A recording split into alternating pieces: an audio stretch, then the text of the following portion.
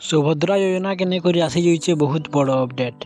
आज वीडियो रे जानमा जे सुभद्रा योजना केभे ऑनलाइन टा स्टार्ट हेबा, आपण मान को ऑनलाइन करवार के किन किन डॉक्यूमेंट लागबा जे आज वीडियो रे जानमा।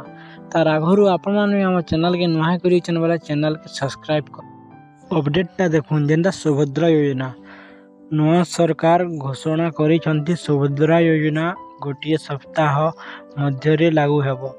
आवश्यक डॉक्यूमेंट किन किन डॉक्यूमेंट आपण मानू एप्लाई करले लागवाजे देखुन। पहला होचे Aadhaar card, mobile number, voter card, ration card, income certificate, passport size photo, bank pass बही।